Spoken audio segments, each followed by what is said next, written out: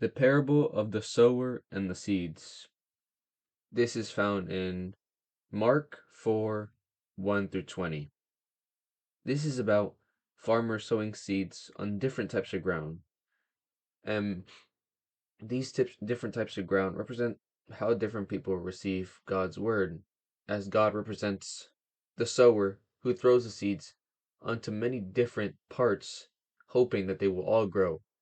But as it will be explained, there's all different results for these different people.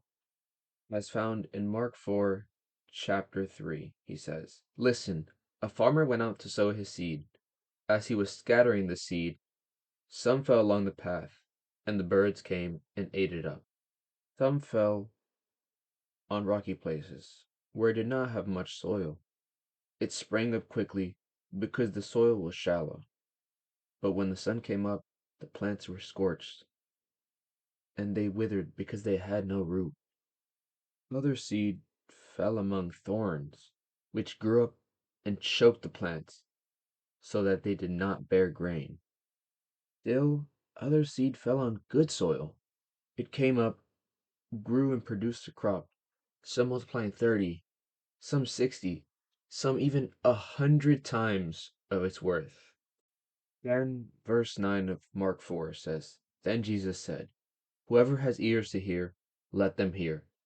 When he was alone, the 12 and the others around him asked about the parables. He told them, 'The secret of the kingdom has been given to you, but to those on the outside, everything is said in parables, so that they may be ever seeing, but never perceiving, and ever hearing, but never understanding. Otherwise they might turn and be forgiven.' Then Jesus said to them, 'Don't you understand this parable? How then will you understand any parable? The farmer sows the word. Some are like the seed along the path, where the word is sown. As soon as they hear it, Satan comes and takes away the word that was sown in them. Others, like seed sown on rocky places, hear the word and at once receive it with joy, with great joy.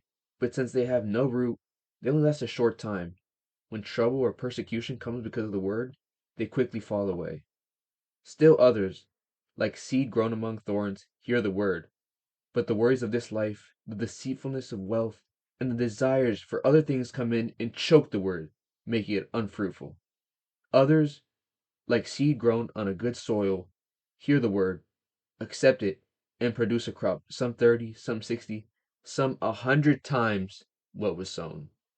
In this parable, we can clearly see what Jesus was trying to convey. He explains it very well, but it just shows how Jesus is the sower of the Spirit in our lives.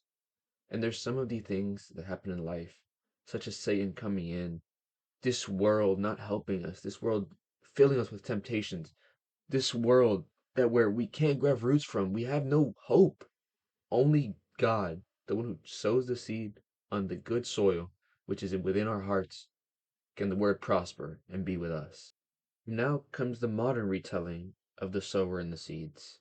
In this story, a Christian teacher comes into a class filled with students, and shares a powerful message about how God's love, how God's forgiveness changed his life. And he was calling for that in each one of his students' lives. And the message is the exact same, just retold in a very modern way in order for a modern society to understand what the parable of the sower and the seeds truly meant in this occasion. The teacher starts his day off normally, but the students can tell he has something to say. So the teacher speaks up. He tells the story of how things in life caught up to him, temptation, deceit, everything caught up to him.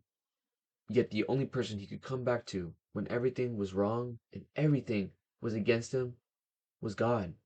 God's love was something that he wanted to share with his students. And as he told his story, different perspectives on how they take the story arises and how this relates to the parable of the sower. First comes the perspective of the kid, the young man, actually, in the back of the class, on his phone, not paying attention to a single thing the teacher has said. He didn't even notice the teacher came in with something to say, unlike the rest of the class. He just stayed scrolling on that phone. Words went in one ear and out the other. And before the bell even rang, Satan had snatched the message that the teacher was trying to convey. The phone had captured all his attention, and he never caught even a word that the teacher said. The first perspective comes to a close. Then the second perspective arises. The boy in class who pays close attention to what the teacher says. He feels as if he resonates with what the teacher is saying. So he goes home, opens his Bible, and starts reading. He wants to know more. He wants to know more about this plan that God has for him, this love that can encompass all, this love that can help him. Yet his friends come and mock him. What are you doing? You should leave that. It's not even worth it.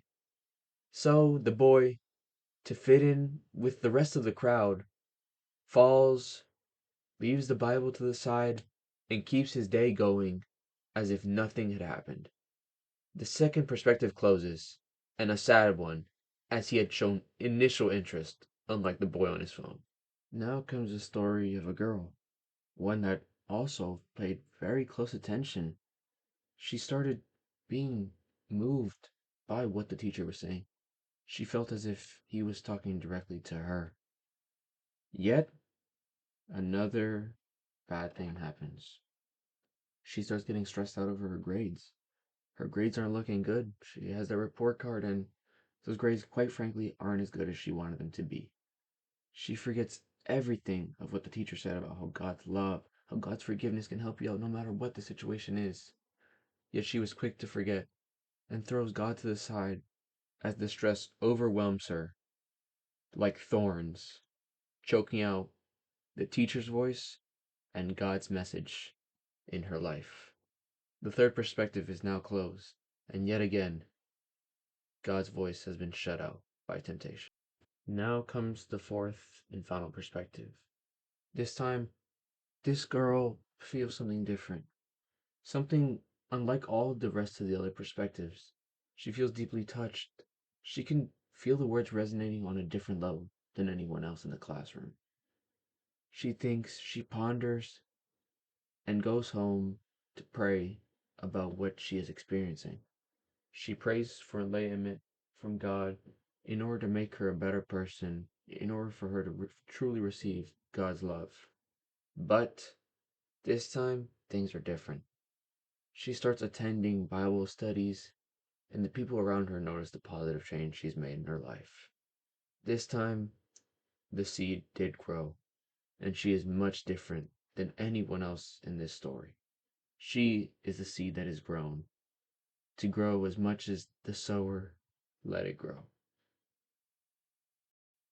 And that is the modern retelling of the sower and the seeds. The ethical principles in here are pretty clear, as there's some who it goes in one ear and right out the other. There's some who leave it as they're made fun of, they're ridiculed, and they are not firm enough to stand in the message.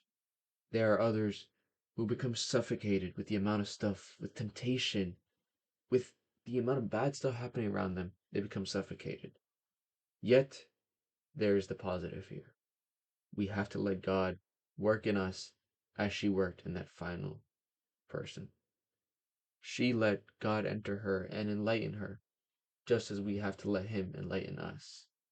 If we aim to be more like Him, people will see the change that we do in the things we act, the way we speak, the way we dress, everything may reflect more of Him.